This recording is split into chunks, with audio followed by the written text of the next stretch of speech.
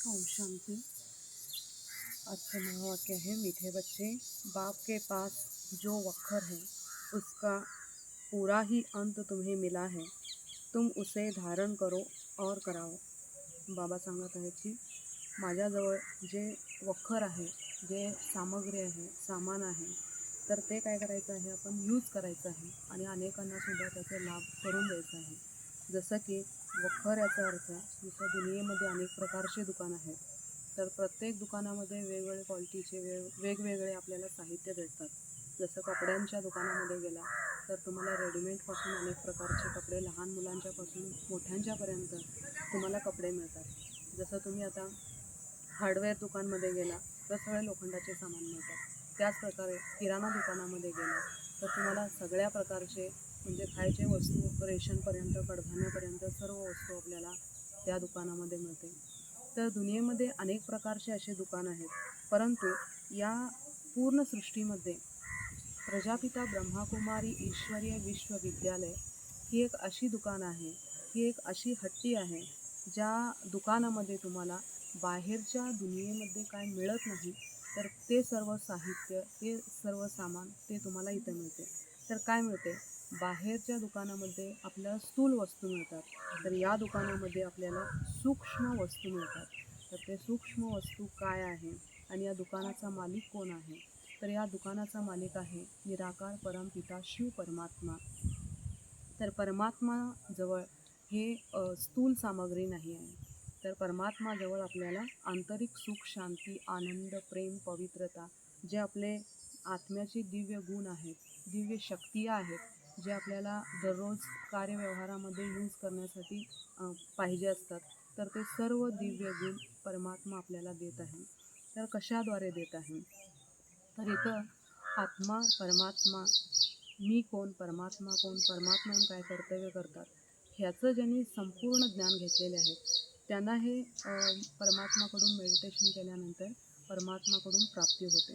म्हणून राजयोग केल्यानं आपल्याला काय लाभ होतो, तर इथं ब्रह्माकुमारी संस्थेमध्ये राजयोग शिकवलं जातं। तर हे राजयोग म्हणजे हे मेडिटेशन, ज्याला आपण मेडिटेशन म्हणतो। तर या मेडिटेशन केल्यानं आपल्याला अष्टशक्ती जागृत होतात। जसं की बघा, लाखोपती आहे, करोडपती आहे, परंतु त्याला सुख नाही आहे, शांती नाही आहे, घरामध्ये दुःख अशांती आहे, मन एकाग्र नाही, मग त्याला वाटतं की एवढं सगळं मी कमवून काय फायदा। त्या प्रकारे जसं की एक ज्ञानी व्यक्ती आहे, तर त्या ज्ञानी व्यक्तीला तो कमी खर्चामध्ये सुद्धा सुख, शांती किंवा संतुष्ट राहू शकतो। का, परमात्माचं त्याला ज्ञान आहे। त्यामुळं आपल्याला या आध्यात्मिक केंद्रामध्ये मानसिक संतुलन कसं ठेवून घ्यायचं हे इथं शिकवलं जातं।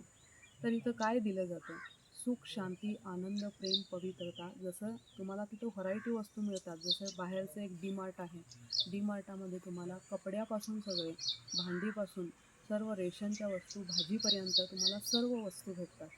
तसं हे परमात्मानी एक स्थापन केलेलं डी मार्ट आहे। तर या डी मार्टमध्ये तुम्हाला काय भेटते, सुख, शांती, आनंद, प्रेम, पवित्रता, ज्ञान, शक्ती, त्यानंतर आत्म्याचे 8 शक्ती आहेत, जे सहनशक्ती आहे, समाने की शक्ती आहे, सहयोग शक्ती आहे, सामना करने की शक्ती आहे, समेटने की शक्ती आहे, त्यानंतर विस्तार को संकीर्ण करने की शक्ती आहे, त्यानंतर परखने की शक्ती आहे, त्यानंतर निर्णय करने की शक्ती आहे। हे 8 शक्ती परमात्माकडून आपल्याला प्राप्त होतात आणि ज्यांनी हे 8 शक्ती प्राप्त करून घेतलेल्या आहेत त्यांच्या एवढा सुखी या दुनियेमध्ये कोणीही नाही। म्हणून म्हणतात परमात्मा, तुम्ही दिवसातून 24 तासातून एक अर्धा तास वेळ काढून या दुकानाचं लाभ घ्या। म्हणून संपूर्ण आत्म्यांसाठी एक खुशखबर आहे, तुम्हाला हे जे काही सत्य ज्ञान आणि आध्यात्मिक ज्ञान, जे काही राजयोग इथं शिकवलं जातं, हे फ्रीमध्ये दिलं जातं। जसं की तुम्ही बाहेरच्या दुकानामध्ये गेल्यानंतर तुम्हाला पैसे देऊन वस्तू घ्यावे लागतात, तर या दुकानामध्ये तुम्हाला काय द्यावं लागतं, तर इथं आपल्याला जे आपल्यामध्ये जे काही 5 विकार आहेत, जे फुटी कवडी द्या म्हणतात परमात्मा, काम, क्रोध, लोभ, मोह, अहंकार, हे 5 विकार आपण परमात्माला अर्पण केल्यानंतर परमात्माकडून आपल्याला हे दिव्य गुण आणि दिव्य शक्तियाँ मिळतात। म्हणून जसं आपण भंगाराला काय करतो, पुराणे जे काही वस्तू आहेत ते आपण देतो, त्यानंतर तो आपल्याला नवीन वस्तू देतो। तसं परमात्मासुद्धा पुराणा जे काही किचडा आहे, आपल्यामध्ये 5 विकार आहेत, ते आपल्याकडून घेतो.